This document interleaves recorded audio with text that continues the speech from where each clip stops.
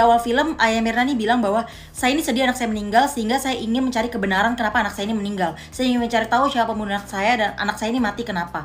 Tapi tidak terlihat begitu anaknya meninggal, beliau tidak ada inisiatif untuk mengautopsi anaknya. Sampai akhirnya mendapatkan rayuan dari polisi untuk diautopsi. Tapi ternyata sampai detik ini anaknya tidak pernah benar-benar diautopsi. Terus yang kedua, akhirnya walaupun nggak diautopsi, tapi akhirnya diambil sampel dari lambungnya. Jadi kalau autopsi itu mungkin keseluruhan ya. Kalau sampel ini cuma diambil dari lambungnya. Ternyata di dalam tubuhnya Mirna itu hanya terdapat 0,2 miligram dosis cyanida. Yang sebenarnya kalau kita makan apel pun katanya itu 0,8 miligram. Jadi nggak mungkin untuk orang tersebut tuh meninggal gitu. Karena yang bisa meninggal tuh kalau nggak salah 50 sampai berapa ratus miligram gitu lah supaya buat meninggal. Nah kalau beliau adalah seorang ayah yang emang ingin mencari keadilan untuk anaknya, seharusnya kan beliau bilang dong, terus anak saya matinya kenapa dong? Yaudah deh cepet-cepet diotopsi deh, jangan-jangan anak saya begini, anak saya begitu. Tapi enggak, beliau malah marah, anak saya mati karena cyanida. Lah kenapa lu yang tentuin anak lu meninggal tuh karena apa? Seharusnya yang bersih keras untuk membela itu adalah pengacara dan jaksa gitu kan, yang membela siapa yang mereka bela gitu. Tapi kenapa ayahnya ini memihak satu pihak gitu? Kenapa ayahnya ini nggak fokus aja kepada anaknya? Kenapa anak gue meninggal? Jadi biarlah tugas jaksa dan tugas pengacara yang berdebat gitu. Lalu ada juga gitu ya, ahli kimia yang bilang kalau kalau meninggal karena cyanida itu bentuk mayatnya itu merah, tapi ini bentuk mayatnya biru. Terus ayahnya tuh kayak marah-marah. Kasus kopi sianida terungkap. Isi pesan tertulis dari Jessica Wongso untuk seorang jurnalis. Sebelum kita mulai, silakan klik tombol subscribe terlebih dahulu agar tidak ketinggalan info menarik lainnya. Kasus kopi sianida yang menewaskan Wayan Mirna Salihin dan menggegerkan Indonesia pada 2016 lalu kini kembali dibahas seiring perilisan dokumenter bertajuk Ice Cold Murder Coffee and Jessica Wongso. Film dokumenter ini menimbulkan perspektif baru di masyarakat karena munculnya fakta yang belum pernah terekspos. Tidak hanya membuat banyak orang kembali mempertanyakan keadilan proses hukum di Indonesia, ada pula hal unik yang sebelumnya luput dari pengamatan berbagai pihak. Salah satunya adalah momen Jessica Kumala Wongso memberi secarik kertas pada seorang jurnalis yang hadir di persidangan. Ia adalah Friyatin Gri, wartawan sebuah stasiun televisi swasta. Setelah mendapat pesan, Fristian sempat berbincang dengan Jessica saat jeda persidangan. Kejadian itu sebenarnya sudah pernah dibahas di sebuah podcast, tapi tidak terlalu mendapat perhatian. Fristian mengungkap momen itu saat jadi bintang tamu podcast Stephanie Ginting yang dibagikan melalui video di kanal YouTube-nya bertajuk Kasus Kopi Bersianida Jessica Wongso, cerita di balik liputan Fristian Gretsch. Saat itu, dunia tengah dilanda pandemi, sehingga wawancara dilakukan secara online.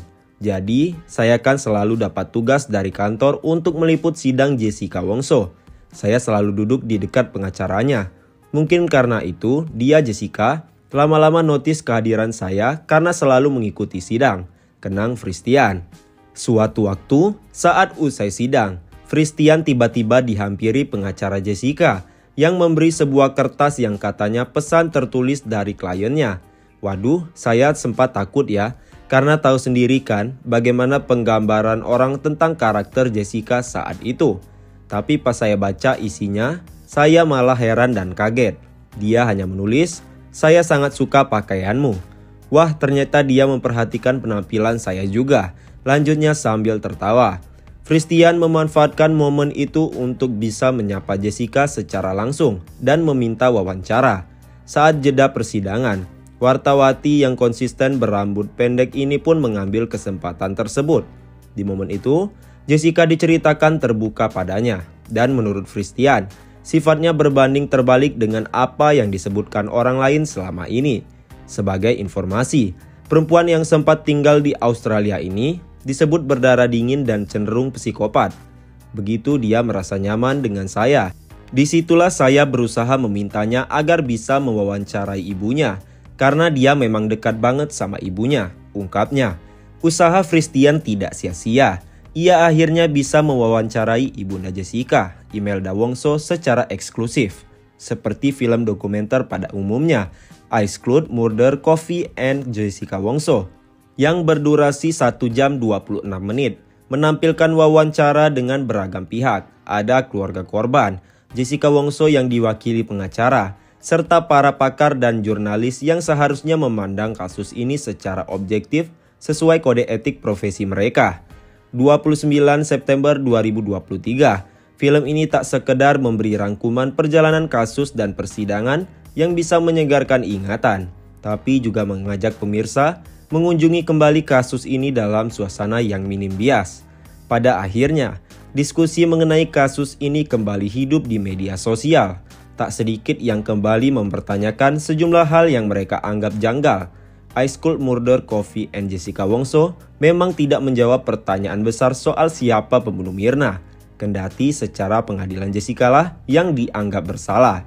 Salah satu hal yang membuat kasus ini rumit adalah ketiadaan bukti langsung yang menegakkan dakwaan bahwa Jessica adalah pembunuh Myrna hingga akhirnya divonis 20 tahun hukuman penjara. Nggak ada alasan sekecil pun yang menyatakan dia bersalah, kata pengacara Jessica, Otto Hasibuan. Sementara tim JPU berkeras bahwa bukti langsung tidak dibutuhkan dalam kasus ini. Pandangan kami, tidak harus ada bukti langsung. Kami berpedoman bukti circumstantial. Rangkaian alat bukti yang ada itu bisa menunjukkan tidak lain dan tidak bukan. Hanya Jessica yang bisa melakukan pembunuhan ini, kata salah satu anggota tim JPU. Belakangan, gelas asli yang mewadahi kopi Myrna pun diketahui tidak ada dalam jajaran barang bukti. Gelasnya sudah berganti hingga akhirnya kopi tersebut muncul dalam wadah botol di persidangan. Salah satu hal yang paling banyak diperbincangkan warganet di media sosial adalah pertemuan awal Jessica dengan sines film tersebut.